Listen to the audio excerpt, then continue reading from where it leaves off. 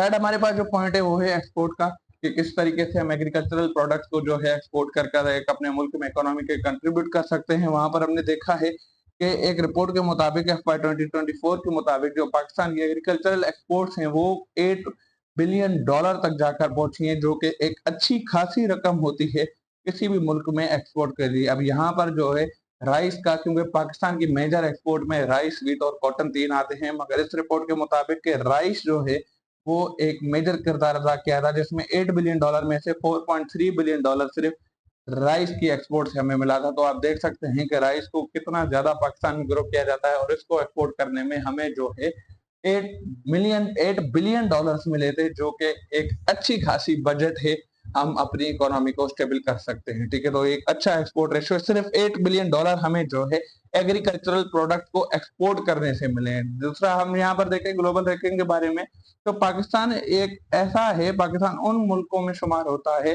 जो कि leading producer थे और एक्सपोर्ट करते हैं यही हमारी जो तीन मेजर क्रॉप हैं, व्हीट, राइस और कॉटन को, और दूसरी भी कुछ वेरियस फ्रूट्स को, जिसमें मैंगो आ जाता है और कुछ वेजिटेबल्स जैसे कि लेडी फिंगर वगैरह हमारे पास आ जाते हैं। अब यहाँ पर हमने देखा कि किस तरीके से एक्सपोर्ट पोटेंशियल हमारा बढ़ रहा है। हमने ये चीज देखी कि एग्रीकल्चर की जो एक्सपोर्ट है, एग्रीकल्चर प्रोडक्ट की जो एक्सपोर्ट है वो ऑलमोस्ट $8 बिलियन तक पहुंच रही है, जो कि एक बहुत अच्छी रकम है किसी भी मुल्क की एक्सपोर्ट के लिए। सिर्फ एक मेजर इंडस्ट्री हमें $8 बिलियन जनरेट करके दे रही है, जिसकी में से 4.2 बिलियन सिर्फ एक राइस की एक्सपोर्ट से हमें मिल रहा है। तो सोचे, और अगर हम नई नई वेराइटीज को ग्रो करें तो हमें कितनी ज्यादा एक्सपोर्ट की रकम मिल सकती है और उससे हमारा मुल्क कितना डेवलप हो सकता है। ठीक है, थर्ड पॉइंट हमने ये डिस्कस की।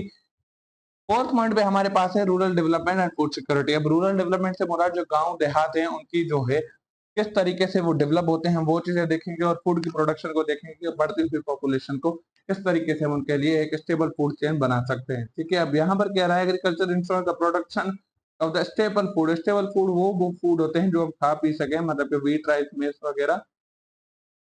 अब यहाँ पर ये जो है जितने ज्यादा प्रोडक्ट प्रोड्यूस किए जा रहे हैं हमारे मुल्क में, तो फूड जो है खत्म होने का, फूड सप्लाई चेन का जो है खतरा कम है, क्योंकि हमने अपनी प्रोडक्शन को बढ़ाया है। हमने मॉडर्न एग्रीकल्चर की जो है टेक्निक को अप्लाई कर कर अपनी यील्ड को बढ़ाया है, क्वालिटी को बेटर रखते हुए हमने जो है इस जो ग्लोबल चैलेंज चल रहा है कि पॉपुलेशन बढ़ती हुई की वजह से हमें जो है फूड का जो एक बहरान आने वाला था, हमने उसको रिड्यूस कर दिया है, क्योंकि हमने अपने ही मुल्क में जो है ज्यादा से ज्यादा फूड ग्रो करना, जो स्टेपल फूड है जो हमारे पास व्हीट, राइस और मेवे, हमने उनको ग्रो करना शुरू कर दिया है, जिसकी वजह से हम दूसरे मुल्कों पर नहीं डिपेंड करते कि हम उनसे इंपोर्ट कर कर कुछ हम खा पी सके। हमारी जो जरूरत का जो स्टेबल फूड है वो हमारे पाकिस्तान में ही ग्रो हो रहा है, और अच्छा खासा इतना ग्रो हो रहा है कि हम उनको बाहर के मालिक में एक्सपोर्ट कर कर अपनी इनकम जनरेट कर रहे हैं, जो कि एक अच्छी बात है कि हमने अपनी इंपोर्ट पर कम इन्वेस्ट किया है, जबकि एक्सपोर्ट पर हमें ज्यादा मिल रहा है। तो इंपोर्ट हमारे खुद के मुल्क में ही इतना होता है कि हम वो बाहर एक्सपोर्ट करते हैं। दूसरी हमारे पास यहाँ पर पॉइंट है इंफ्रास्ट्रक्चर के डेवलपमेंट के बारे में। बेसिकली ये जो है रूरल डेवलपमेंट की बात कर रहा है कि इरिगेशन में आजकल बहुत जो है इन्वेस्ट किया जा रहा है, और जो इरिगेशन बेसिकली ये है कि आर्टिफिशियल सप्लाई ऑफ वाटर। अब नेचुरल रिसोर्सेज हमारे पास यही है कि हमने ट्यूबवेल्स देखे, उसके बाद हमारे पास हैंड पंप हो गए, बारिश का पानी हो गया, ये सारे के सारे हमारे पास जो है नेचुरल रिसोर्सेज है। मगर इरिगेशन क्या है, आर्टिफिशियल सप्लाई ऑफ वाटर है। हम जो है ड्रिप्स के जरिए, हम दूसरे ऐसे कई सिस्टम हैं जिनके जरिए हम पानी को आर्टिफिशियली अप्लाई करें, तो वो हमारे पास इरिगेशन की तरफ आता है। अब यहाँ पर स्टोरेज फैसिलिटीज, यहाँ पर बेसिकली गोदाम वगैरह की बात हो रही है कि किसी भी स्टोर में जहाँ पर वो स्टोर वगैरह चीजें की जाती हैं।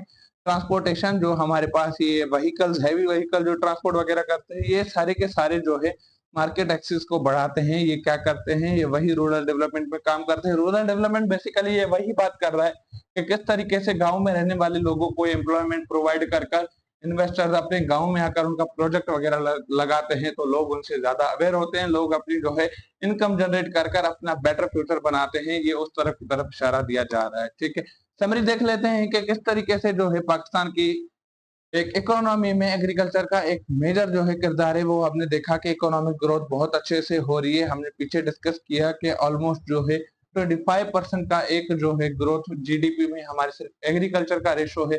हमने ये डिस्कस किया कि जो है 6.25 ग्रोथ हुई है सिर्फ एक ईयर के अंदर, जिसमें से ये बहुत ज्यादा एक रेशो था कि 19 ईयर में ये इतनी ज्यादा हुई है। ठीक है, सेकंड चीज पे हमने ये डिस्कस की थी एम्प्लॉयमेंट जनरेशन। हम देखा कि किस तरीके से ये लेबर और फार्मर्स को जो है एम्प्लॉयमेंट जनरेट करके दे रही है, उनको अपनी जो है इनकम जनरेट करके दे रही है ताकि वो अपनी जिंदगी गुजर बसर कर सके। हमने एक्सपोर्ट को डिस्कस किया कि कितना ज्यादा $8 बिलियन का हमें फायदा हुआ है, जिसमें से $4.2 बिलियन सिर्फ हमें राइस की एक्सपोर्ट से मिला, तो ये एक पॉजिटिव साइन है।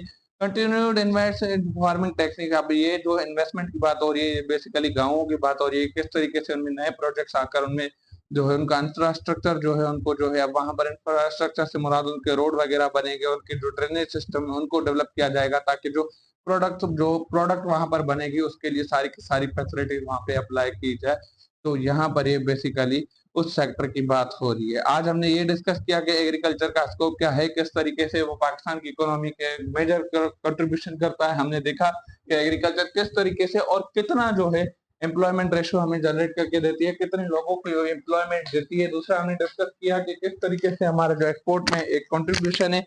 उसके बाद हमने डिस्कस किया कि किस तरीके से जो है हमें हमारे रूरल जो गांव देहात है वो किस तरीके से डेवलप होते हैं। आई होप सो आपको समझ आ गया होगा, मैंने आपको अवेयर कर दिया होगा कि एग्रीकल्चर का क्या रोल रहा है। आपको बस ये पता होना चाहिए कि एग्रीकल्चर की जो स्कोप है उसमें एक इकोनॉमिक कंट्रीब्यूशन का एक बहुत बड़ा रोल है। सेकंड, उसके पास वो हमें प्रोवाइड करती है एम्प्लॉयमेंट।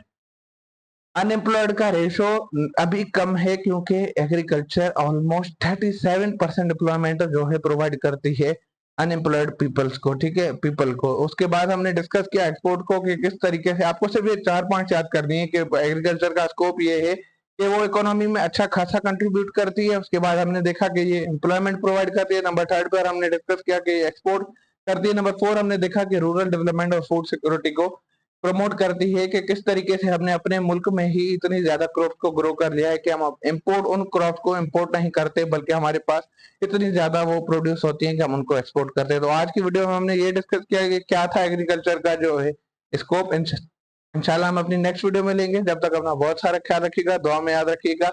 चैनल पे आप अगर नए आए हैं, हमारी जो है फैमिली को आपने अभी ज्वाइन किया है, तो काइंडली चैनल को सब्सक्राइब जरूर कीजिएगा, वीडियो को लाइक शेयर और कमेंट जरूर करके और लोगों तक हमारे ये अवेयरनेस का प्रोग्राम पहुंचेगा ताकि हम पाकिस्तान की इकोनॉमिक ग्रोथ में ज्यादा कंट्रीब्यूट करके इसको एक डेवलपमेंट कंट्री बना सके। Thank you so much for watching. अपना बहुत सारा ख्याल रखिएगा। अगली वीडियो में जो हम डिस्कस करेंगे वो हम डिस्कस करेंगे कि एग्रोनॉमी की जो क्रॉप्स है उनको किस तरीके से एग्रोनॉमी के लिहाज से क्लासिफाई किया गया है। जितनी भी क्रॉप्स हैं उनको कुछ 12 तरीके से जो है डिस्कस किया गया है। हम वो सब अपनी नेक्स्ट वीडियो में डिस्कस करेंगे। ठीक है, thank you so much for watching. अब मुझे इजाजत। Thank you so much.